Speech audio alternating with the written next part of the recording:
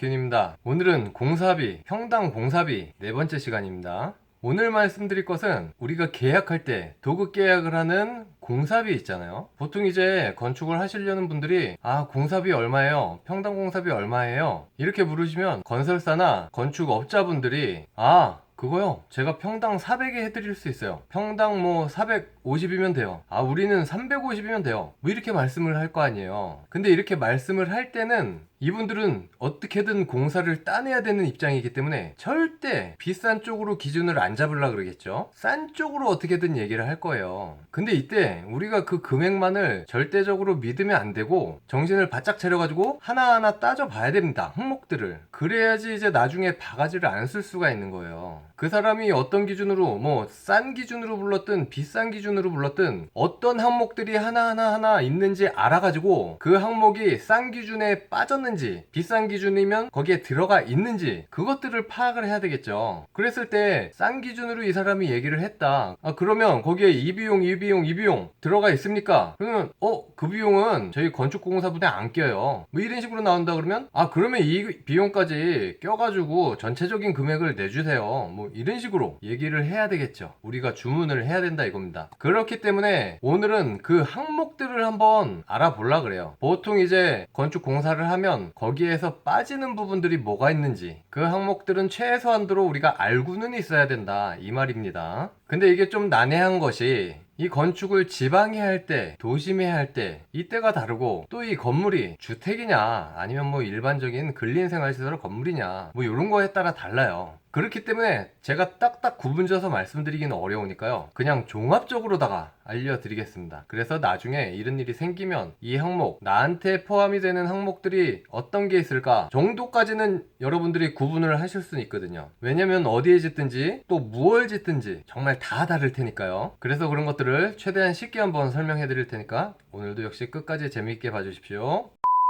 자, 시작하겠습니다. 설명이 없어서 너무나 당연하겠지만 땅값은 제외겠죠. 그리고 이제 설계 또는 감리에 관한 것은 전부 다 또 제외예요. 오늘은 이제 공사비 파트에 대해서 다루는 거고 이 설계 파트에서도 또 이제 제외되는 항목들이 있어요. 그런 것들이 이제 나중에 제가 이제 설계비에 관한 시리즈를 또 쭉 할 거예요. 그때 되면 이제 설계에서 제외되는 것들은 그때 가서 말씀드리겠습니다. 그리고 기본적으로 각종 세금이나 부담금 이런 것들은 다 이제 건축주가 부담을 하신다고 보면 돼요. 그래서 이것도 제외되겠습니다. 이런 세금이나 부담금들이 은근히 여러 종류가 있습니다. 딱 건축만 하면 되는 게 아니겠죠. 이런 것들도 다 내야 되고 예산을 잡으려면 모두 포함시켜서 일단 예산을 짜내야 되니까 이런 항목들에 대해서도 알고 계셔야 된다 이겁니다. 그리고 또 이런 제외되는 항목들이 도심보다 지방으로 가면 갈수록 이제 항목들이 많아지겠죠. 왜 그러냐? 이 도심은 이제 땅이 좁잖아요. 땅이 좁고 거기에 이제 건물만 딱 올라가요. 좁은 땅에 이제 건물만 딱 올라가니까 거의 이 건축 건물 공사비에 대부분이 이제 포함되어 있다고 보시면 되는데 이제 지방 같은 경우에는 땅이 막 험하고 넓습니다. 거기에 이제 건물 하나 올리는데 이 건물보단 이 주변 것들이 생각보다 많거든요. 이제 그런 것들 때문에 추가가 되는 거고 이런 이제 시공사나 건설사에서는 딱 이 건축물만 이야기를 하는 거죠. 건축물에 대한 건축 공사비만. 그래서 이런 것들이 다 빠져 있는데 이런 것들까지 같이 생각하면 이제 오산이라 이 말이고 또 일반 건축물 뭐 근린생활시설 근생이라고 할게요. 근생보다 이제 주택 이 주택 쪽이 여러가지 또 항목들이 많겠죠. 근생이나 일반 건축물들은 딱 요 건물 하나 말 그대로 하는데 이제 주택은 그 안에 여러가지 시설들이 다 들어가 있죠. 마찬가지로 이런 주변 환경부터 해가지고 이런 사항들은 너무 기본적인 거라 그냥 바로 이해가 되시죠. 자, 일단 어디에 뭘 짓든 공통적인 사항부터 한번 이야기를 해볼게요. 그리고 이건 착공 이후부터 그 전에는 이제 설계 쪽에 많이 포함이 되고요. 지금은 이제 공사 딱 시작된 이후니까 착공 이후부터 우리가 공사를 시작하면 시작하기 전에 안전관리 예치금을 내게 되어 있습니다.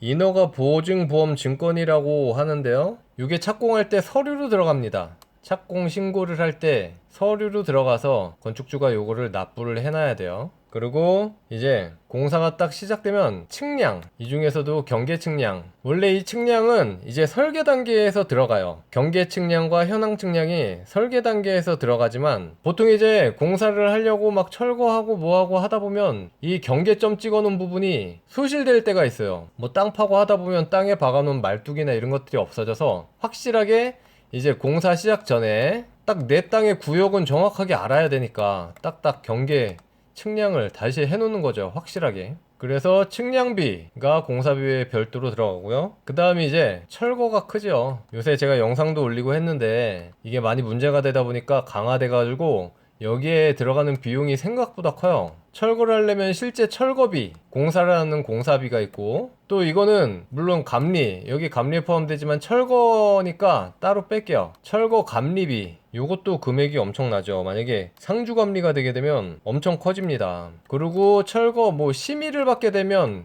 심의비가 별도로 들어갈 수가 있어요. 그에 따라서 이제 구조물, 안정성, 검토, 보고서, 길어서 좀 줄일게요. 요게 이제 철거 허가나 심의를 받게 되면 요거를 이제 보고서를 받아야 되는데 요 비용도 만만치 않습니다.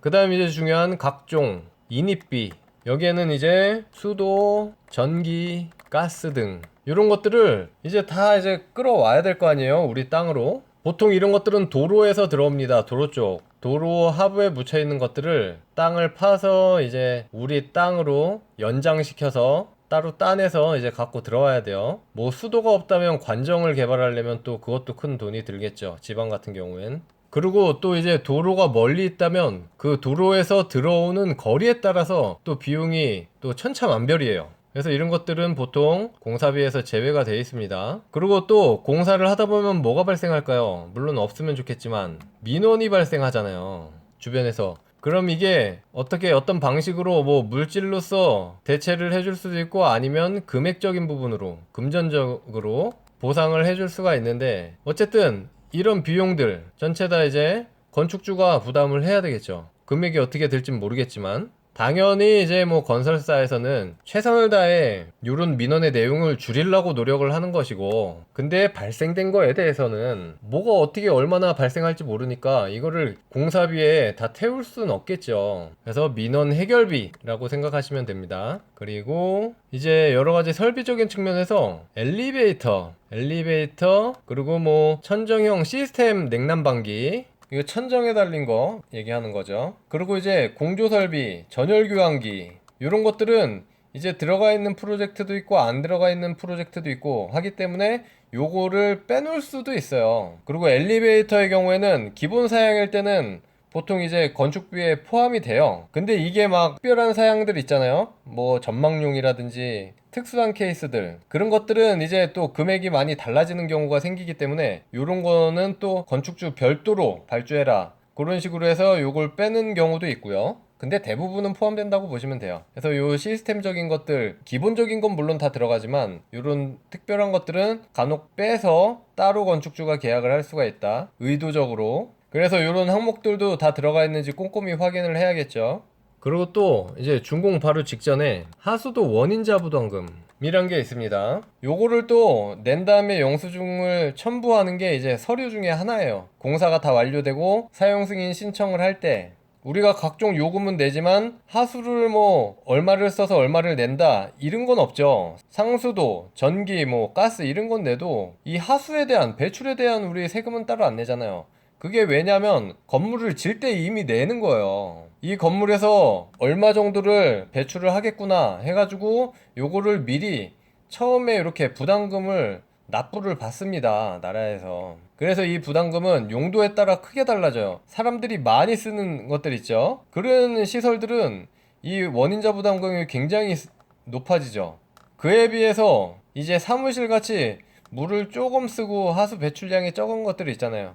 가끔씩 화장실만 쓰는, 뭐 식당처럼 뭐 음식하는데 엄청난 물을 쓰고 뭐 사람들이 많아가지고 저거 하는 저런 게 아니니까, 그래서 그럴 때는 좀 작아지기도 하고 그렇습니다. 이런 부담금 같은 경우는 아까 처음에 얘기했지만 이런 각종 세금 당연히 이제 건축주가 부담을 해야 되겠죠.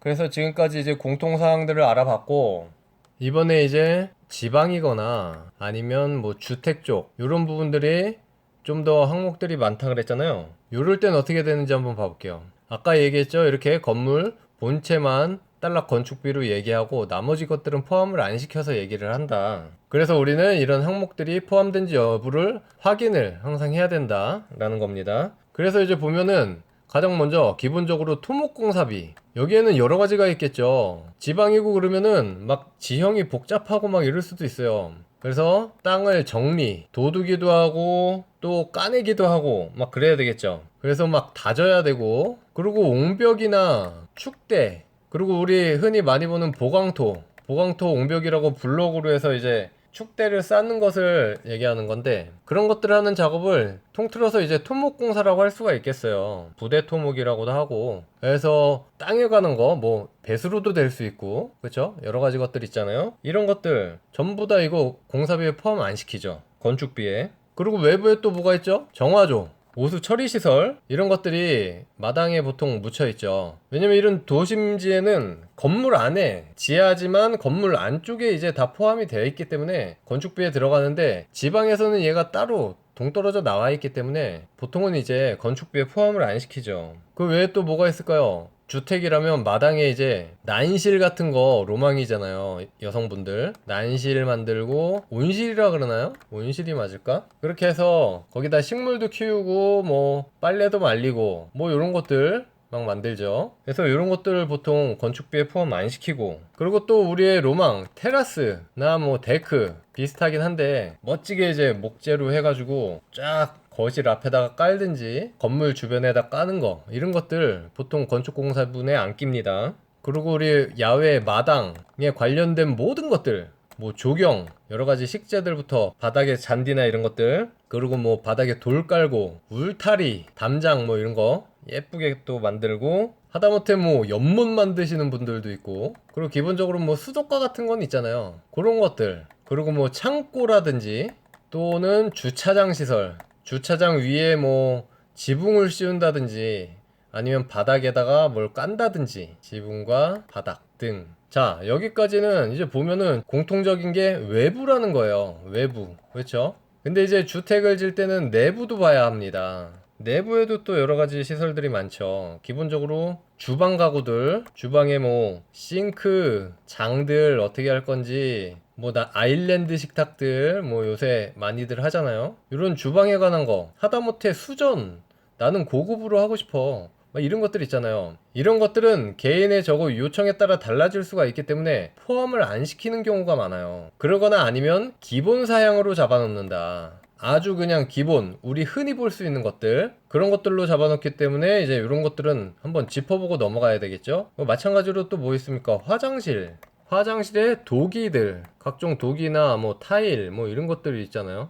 세면대, 뭐 변기, 이런 것들도 포함이 됐는지 여부를 꼼꼼히 따져야 되고, 어떤 사양으로 들어갔는지, 이런 기본으로 들어갔는지 뭘로 들어갔는지 확인을 해야 됩니다. 당연히 이제 건축주 마음에 따라 상향 조정을 할 수 있고 하향 조정할 수 있고, 그러면 공사비를 더 추가를 하면 될 것이고, 낮추면 될 것이고, 그리고 이제 눈에 보이는 모든 것들, 보이는 마감재, 여러 가지가 있죠. 천정, 벽, 바닥, 이런 데 쓰이는 모든 이제 재료들, 마감 자재들, 어떤 걸로 들어갔는지, 어떤 사양으로 들어갔는지, 건축공사비에 포함이 돼 있는지, 마찬가지로 또 이런 사양들 등급이 어느 정도 되는지 다 따져봐야 된다 이거죠. 네, 이렇게 해서 여러 가지 오늘 좀 알아봤는데요. 그렇기 때문에 이제 우리들은 앞으로, 네, 그 건물 얼마에 해줄게요, 뭐 난 얼마에 해줄 수 있습니다, 이런 말에 앞으로 절대 속으면 안 된다.